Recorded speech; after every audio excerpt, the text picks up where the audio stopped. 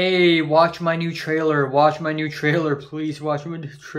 What's up, it's a culture detective here, investigating your favorite albums, and today for my second review of the day, it's actually a mini albums review. That's right, boys, mini albums review is back on track, like a snack. So essentially, for the last couple of months, I've been really busy, and I didn't really get the chance to review a lot of these albums in full length, and I feel kind of lukewarm to all of the albums that I'm going to be mentioning in this video, and I really don't plan to listening to them all that much anyways, so I'm going to give them short reviews instead of long ones, mini reviews. So here we go.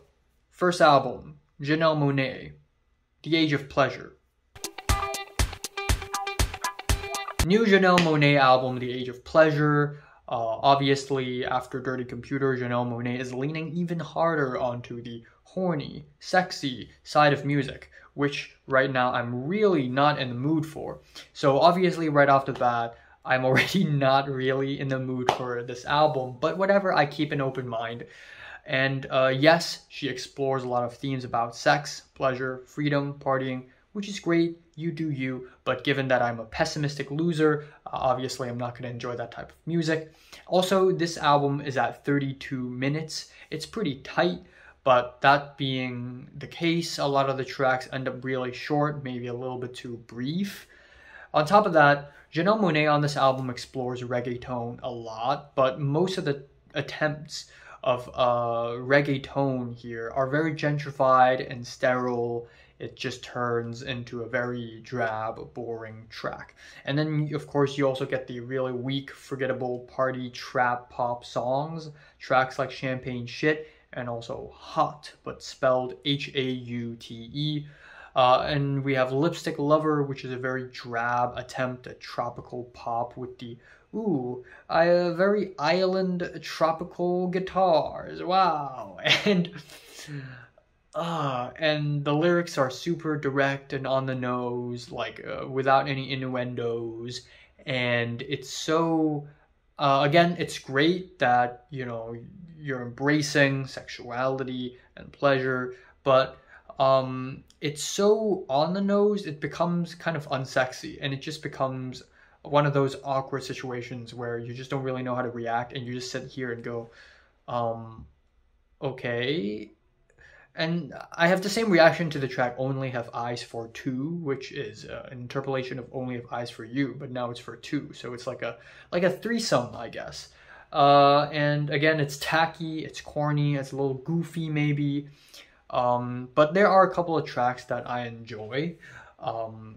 You know, it's often the moodier, more subtle tracks that I like The Rush. It has some quaint organ keys and bass, and I kind of like it. And the track Know Better, which is a reggaeton track, but so much more subtle and spacey. And the album ends off with Dry Red, which is kind of an unsexy guitar ballad. It's kind of drab, kind of forgettable, not really all that great. I am giving the new JanelleMonae album, The Age of Pleasure, a light 5 out of 10. Yeah. Following that, the second album I'm going to be talking about is the new LonnieHolley album, Oh Me, Oh My. So LonnieHolley is a soul musician who is 72 years old.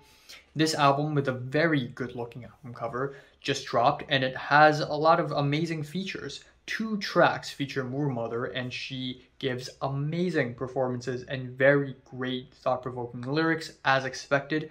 We have Michael Stipe of R.E.M. fame, Justin Vernon of Bon Iver providing some duet vocals, and Sharon Van Etten also providing some amazing duet vocals with LonnieHolley. These tracks are all pretty much fantastic, not much to complain about. And there are tracks on this album that are very spacey soul tracks that I otherwise would have been pretty bored at, but then you also get these nice groovy beats that really match the soul instrumentals really well. Tracks like I Am a Part of the Wonder, which is the album opener, and also Better Get That Crop In Soon, which has a more, I guess, Afrobeat tendency to it, which makes it really pop out. And then we have Mount Meigs with the noisy, clangy drums, the rising horns and strings, which is really nerve-wracking, really crazy. And yeah, of course, this album also has its shortcomings. A lot of the tracks are a little too spacey and drawn out. And also tracks like Future Children, the album ending, has this robotic vocals that's just really awkward and drab. I guess I get it. LonnieHolley's trying to talk about the future and the generations of the future, but it's so on the nose that it didn't really do much for me. But overall, lyrically, he does pretty well. He sings about his own life, the way he has come to be. So yeah, decent 7 out of 10.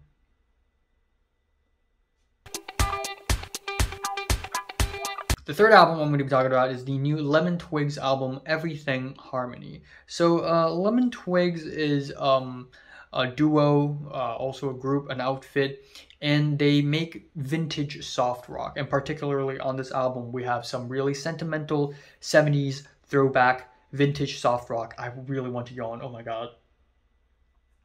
Guitar ballads, and a lot of the tracks here are extremely catchy and well written, I wouldn't say well written in terms of lyrics. They're pretty so-and-so, pretty middle of the road. They achieve what they're trying to achieve. It's not trying to be super poetic or anything, but some tracks do come off a little corny, like the title track where they list off all the things they like. They like the hair in the wind, they like this, they like that, and it's really corny. But it knows what it's going for, so in a way it is really good. And then of course we get the highlights. Any Time of Day is an amazing single. I love the gentle vocals. The vocal harmonies are amazing. And then the following track, What You Were Doing, is a sweet guitar jam with some heartwarming sunset chords that I may even say nostalgic. And we have tracks like Still It's Not Enough, which is a moving, gorgeous ballad with buttery, smooth vocal harmonies. The lyrics on this album in general are very melodramatic, and some tracks are just meh. Clearly, they're very derivative, so there's that. But overall, it is a really solid album. I'm feeling a strong 7 on this thing. Strong 7. So there's that. Fourth album I'm going to be talking about is the new KaraJackson album, Why Does the Earth Give Us People to Love? So KaraJackson is a singer-songwriter, and this is actually her debut album, I believe. And this is kind of a contemporary folk album with a lot of really nice, sweet, gorgeous, well-composed, folky instrumentals. However, in my opinion, a lot of the tracks end up sounding really awkward. Her vocals are deep and bellowing, which are not inherently a bad thing, but the instrumentals run really thin, so it does not match with her vocals really well, in my opinion. And there are moments where, I guess lyrically, she tries to be funny or satirical, but there's just something so dry about the way her humor comes off. And I'm not saying like dry humor, I'm just saying unsupported humor that makes it feel kind of awkward. But then of course you also get a very healthy crop of well-written poetic lyrics. We have No Fun / Party, which I think is my least favorite track on the entire album. The track is really skeletal, really scant, and lyrically and performance-wise it's just not beautiful enough to carry the track at all. And then we have tracks like Rat, which has some beautiful strings, some watery guitars, especially in the middle parts of the track. That just runs so beautifully, and then turns out it's 8 minutes long, and it's freaking fantastic. It's a gorgeous piece of music.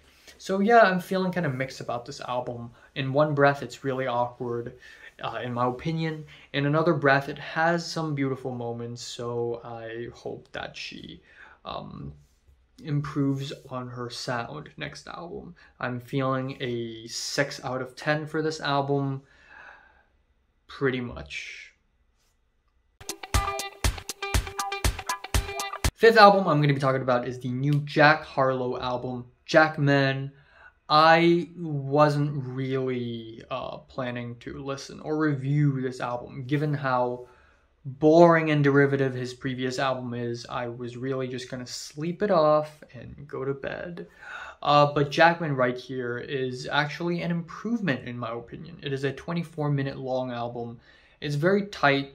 a lot of the tracks are really short, but I think JackHarlow improved by a lot of levels. I think the beats are way better. His rap game is a lot more focused. His flows are a lot stronger.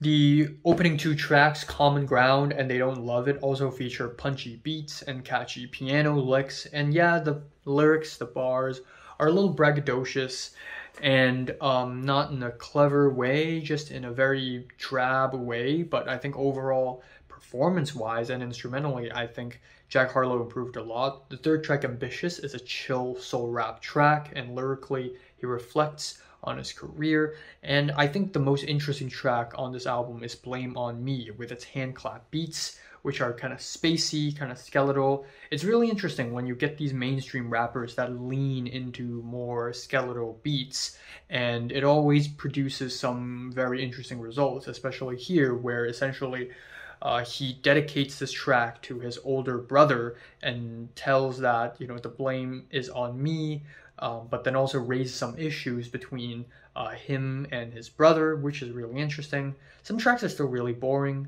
and then you get some tracks like Gang Gang Gang, which lyrically gets a little awkward because he raps about a childhood friend who gets accused of sexual abuse. So he's sort of like in between, in a very difficult dilemma of, you know, okay, yeah, we're brothers, but until something's uncovered. So yeah, not the greatest, but definitely happy to see him improve. I'm giving JackHarlow's Jackman a light to decent 6 out of 10. Finally, to end off, the 6th album I'm going to be talking about is the new Feeble Little Horse album, Girl with Fish. Feeble Little Horse is a lo-fi, shoegazy, slacker rock, dream pop band, and all of the labels that come along with that. And this album here is small, tight, succinct. I don't know what succinct means. I just want to throw that in there for no reason. And the instrumentals are sweet and decorative and full of weird embellishments, and it is definitely a really, really nice earworm of an album.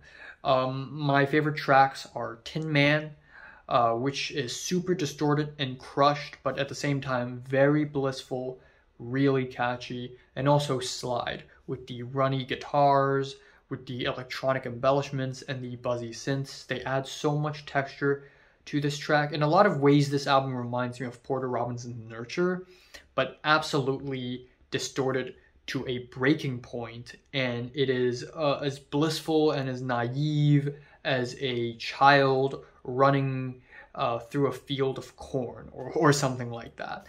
But I guess aside from that, what's holding this album down a little bit is that it doesn't have a lot of versatility, and some tracks do end up a little bit one note. But I think overall this is really promising, and maybe their next album would soar to great heights. I'm giving the new Feeble Little Horse album, Girl with Fish, a 7 out of 10.